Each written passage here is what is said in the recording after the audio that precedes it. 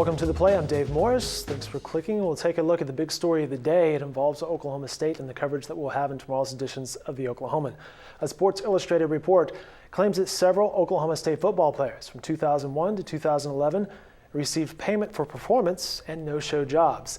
These allegations came in the first of a 5-part series. It's called The Dirty Game, released by Sports Illustrated on its website Tuesday. Here to tell us more about the stories the Oklahoman will have is sports editor Mike Sherman.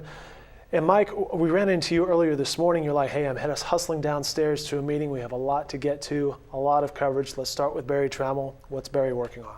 Well, Dave, Barry's working on a column really about the reaction today. There's been a lot of reaction all over the board in Oklahoma City, and a lot of the reaction has been shame on Sports Illustrated. There's a lot of people debunking the report, taking issue with a lot of things. A lot of people who are quoted in the report are now coming back saying, well, I didn't exactly say that. Boone Pickens himself has issued a statement saying he's disappointed and ashamed of Sports Illustrated for its kind of reporting. Barry's saying there's a lot of shame to go around here, including some shame on Oklahoma State. His point is sort of one half of this is true. The university has really messed up, and that he says, shoot the messenger, looking for what's wrong with the report's really missing an opportunity to really do some self-examination for Oklahoma State's part. That's a column Barry's working on for the Oklahoman and News OK. One of your other columnists, Jenny Carlson, what's she working on today? Jenny's talked to the boosters who are implicated by Sports Illustrated in this reporter, Kay Norris, and then John Talley. John's the FCA guy in Stillwater. Kay Norris was the person behind Heritage Hall, the Hall of Fame and the place where OSU sort of displays its athletic treasures right there between the stadium and Gallagher-Iba Arena. And Kay is accused by Sports Illustrated of giving improper benefits to athletes, paying too much money for cleaning of rental houses. And John Talley is accused of paying people to speak, giving too much money to athletes. So she's talking to the people around them. Kay's died, and her son Chris runs the Spirit Shop there at Oklahoma State. So she's talking to them and really getting their side of that story. Not a lot of that, couldn't talk to Kay. John Talley is quoted in passing in the Sports Illustrated. So she's getting their side of that story. I mentioned this was part 1 of 5 parts released by Sports Illustrated, and part 1 dealt a lot with Joe DeForest, and John Helsley is looking at that angle. Yeah, John was covering Oklahoma State when Joe got there with Les Miles, and John's still covering him. He's one of the people that sort of spanned the time of this. Joe DeForest is a really interesting person in this investigation. In Sports Illustrated, he's at the center of what is an alleged pay-for-performance program. Players got paid allegedly for everything like sacks, tackles, special team performances, and the allegation is that he was at the middle of it.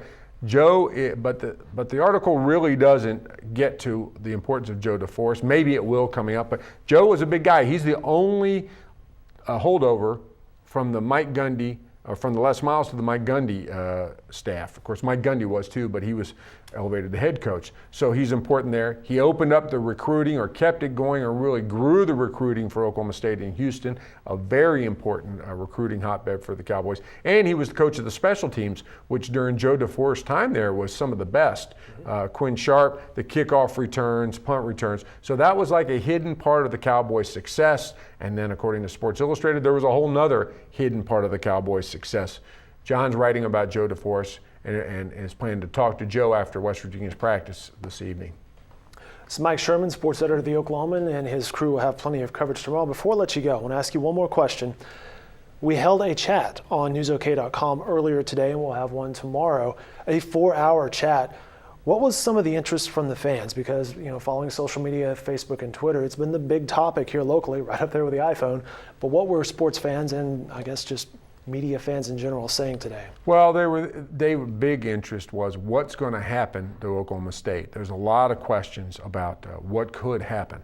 There's also a lot of debunking of this story. A lot of people, when these investigations used to come out, investigations about SMU, investigations about Oklahoma in Sports Illustrated way back in the days of Switzer's, there was no internet. People couldn't Google up stuff. Well, now they can, and so they've Googled backgrounds of the writers. Thayer Evans, a writer from Oklahoma who is one of the Sports Illustrated writers, they've Googled up his stories. They have questions about him, lots of them.